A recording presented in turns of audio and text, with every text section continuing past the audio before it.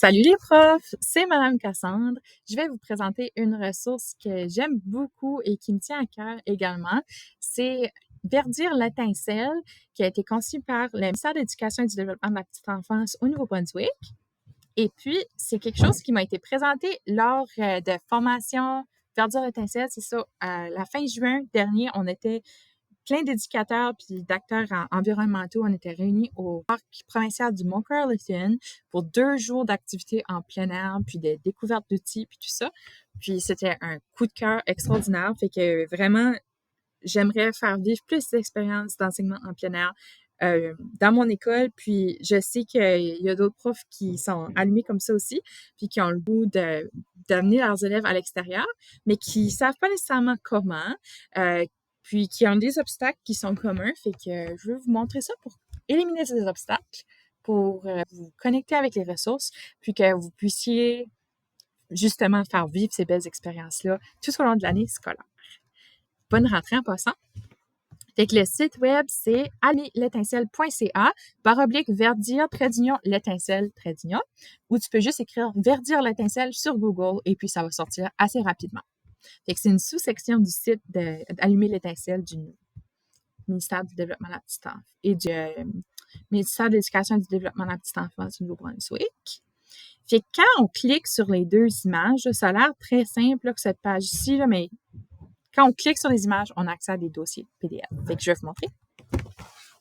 Le premier, c'est une affiche avec des justifications pourquoi on devrait puis on pourrait faire de l'éducation éco-citoyenne. Fait que pour préparer, pour agir, influencer.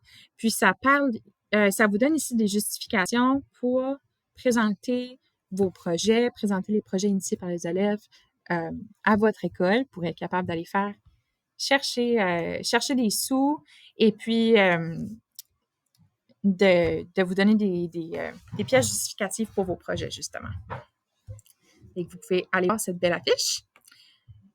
Mais le document qui est le plus important, c'est celui-ci, Guide d'engagement environnemental et climatique. Vous allez cliquer sur l'image et puis vous avez ce guide ici.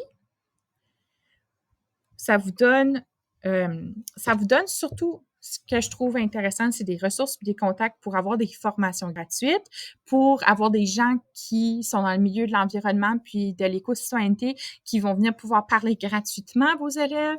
Il y a du transport gratuit aussi pour se rendre à différents parcs provinciaux.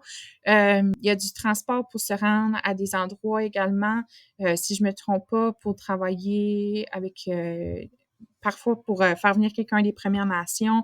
Il y a toutes sortes d'opportunités puis des organismes.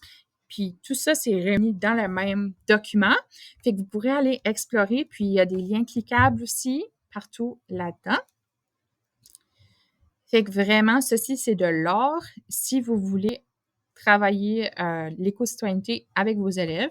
Puis, c'est tellement plaisant d'aller enseigner à l'extérieur. Je vous souhaite que vous puissiez faire des beaux projets cette année. Fait que, allez jeter un coup d'œil, allez lire, puis on va être capable de s'en parler aussi dans les commentaires. J'espère que vous allez pouvoir explorer tout ça, puis découvrir quelque chose que vous ne connaissiez pas encore, puis faire vivre l'éco-citoyenneté à vos élèves. Fait que j'ai vraiment hâte qu'on s'en reparle. Passez une super belle journée et puis merci de m'avoir écouté. À la prochaine!